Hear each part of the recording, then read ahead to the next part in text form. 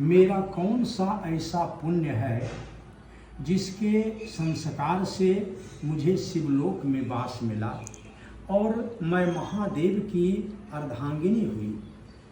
भगवान शिव जी बोले, देखो पार्वती, कोई भी व्यक्ति पुण्य या पाप जो करता है उसका फल अनेक जन्मों तक प्राप्त होता है। तुमने पूर्व जन्म में हमारी भक्ति करी है, इसीलिए तुझे शिवलोक का वास मिला। पूर्व जन्म में तुम राजा हिमाचल के यहाँ जन्म ली थी, तुम्हारा नाम गिरजा था और बचपन से ही जिसको जन्मजात भक्ति कहते हैं। एक भक्ति होती है कथा पुराण सुनने से, किसी के कहने से, समझाने से, और एक भक्ति होती है जन्मजात, बिना सुने, बिना कहे, बिना समझाए। तो हे गिरजा, बचपन से ही तुमको शिव जी में बहुत प्रेम था। बहुत छोटी अवस्था में तुम कभी कागज पर, कभी दीवार पर शिव जी का तस्वीर बनाती थी, बहुत प्रसन्न होती थी। जब कुछ सयानी हुई तो जितने शिव जी के प्रिय व्रत हैं, जैसे सोमवारी व्रत, प्रदोष व्रत, त्रोदशी, चतुर्दशी, शिवरात्रि, ये सभी व्रतों को करना प्रारंभ कर दिया। इसके बाद जब और कुछ बड़ी हुई तो जितने अपने माता पिता से आज्ञा प्राप्त करके और भगवान शिव को पाने के लिए भगवान शिव को पाने के लिए तपस्या प्राप्त करना चाहिए। तुम्हारे माता पिता मना किए, देखो गिरजा, ये तपस्या कोई छोटी चीज नहीं है, जो चाहे वो कर ले ऐसा संभव नहीं है। तपस्या बड़ा कठिन होता है। तुम कोमल अंग वाली हो, इसलिए तुमसे पार नहीं लगेगा। लेकिन गिरजा के मन में तो शिव जी को पाने के लिए उत्कट अभिलाषा थी, अतः गिरजा एक नहीं मानी और माता पिता से हट करके तपस्या करने के लिए आज्ञा मांग ली। आज्ञा मांगकर गिरजा जंगल को चली गई और वहाँ पर राजसी वस्त्र का परित्याग कर दिया। जो तपस्विनी का वस्त्र है, वृक्ष के छाल, वृक्ष के पत्ते, उनको धारण कर ली और धारण करके सदाशिव जी का नाम बहुत दिनों तक जपी। इसके बाद गिरजा और भी कठिन तपस्या में लग गई। भोजन बंद कर दिया, कुछ दिनों के बाद जल पीना भी छोड़ दी, कुछ दिनों बेलपत्र चबाकर और फिर बेलपत्र चबाना भी छोड़ दी। गर्मी के मौसम में चारों तरफ हवन कुंड बनाकर, हवन जलाकर और बीच में बैठकर शिव जी का नाम ओम नमः शिवाय, ये मंत्र का जप करती थी। इसके बाद शीतकाल में, ठंडा के समय में छावनी से बाहर खुली हवा में बैठकर शिव जी का नाम जपती थी। शरीर को जब इस प्रकार से तपाती हुई, अंत में जब गिरजा ने सांस लेना भी बंद कर दी, सांस को रोककर एक पैर पर खड़ी हो गई, तो भगवान सदाशिव जी का आसन डगमगाया और शिव जी दर्शन दिए। बोले, गिरजा वर मांगो।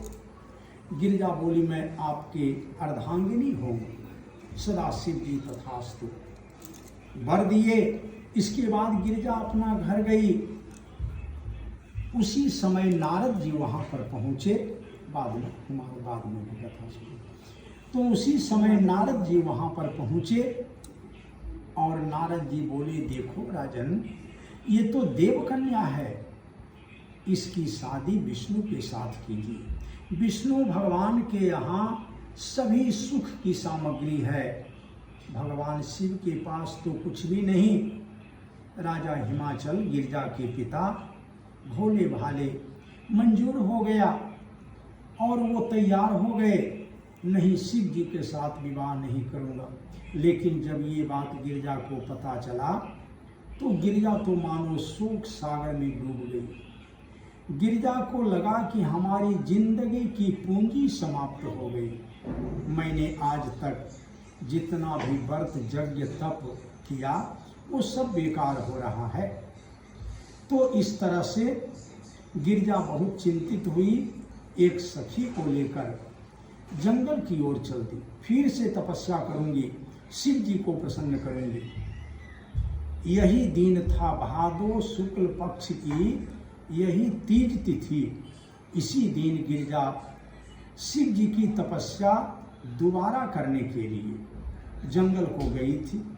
दिन भर भूखी प्यासी रही और शाम में अक्षत फूल बेलपत्र आदि लेकर शिव जी का पूजन किया।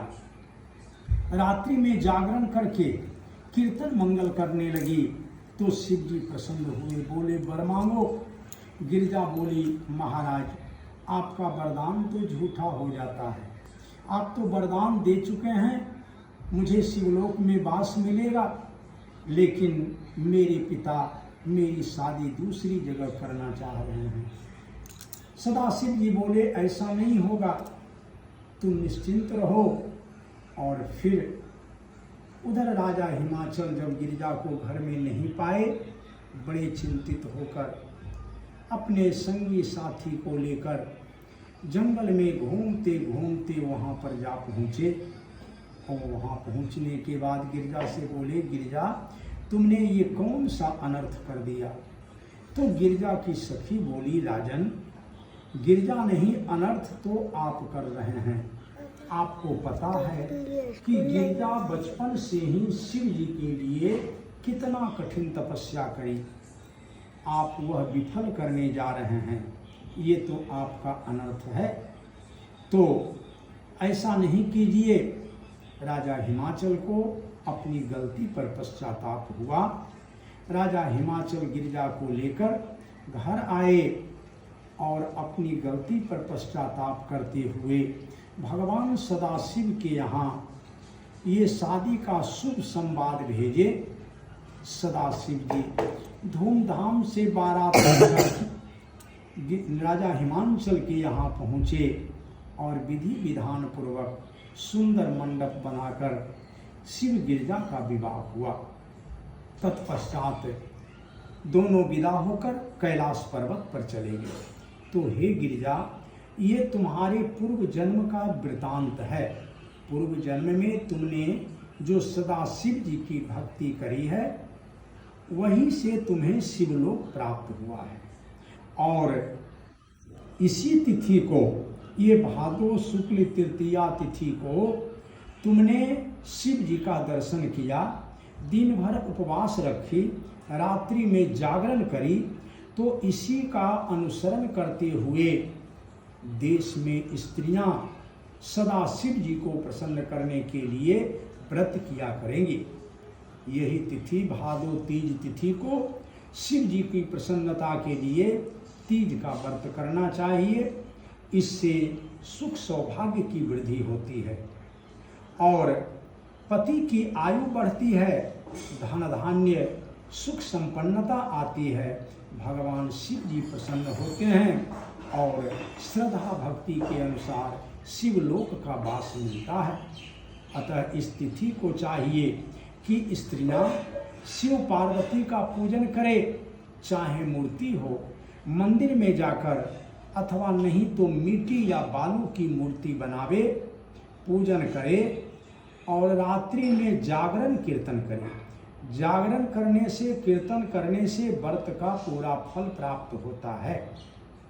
दूसरे दिन प्रातः काल पुनः शिव पार्वती का पूजन करे और मूर्ति अगर मिट्टी या बालू की हो तो उसको गंगा में प्रवाहित करे। तत्पश्चात दक्षिणा सहित अन्न भरकर ब्राह्मण को दान देवे और तत्पश्चात पारण करे। इस तरह जो स्त्रियां व्रत करती है जन्म जन्मांतर में शिव जी की भक्ति प्राप्त होती है, परम कल्याण होता है। शिव जी के समान कोई दयालु नहीं, शिव जी के समान कोई वरदान देने वाला नहीं। अतः स्त्रियां शिव जी की प्रसन्नता के लिए यह व्रत अवश्य करें। शिव जी की प्रसन्नता से सभी प्रकार का कल्याण प्राप्त होता है।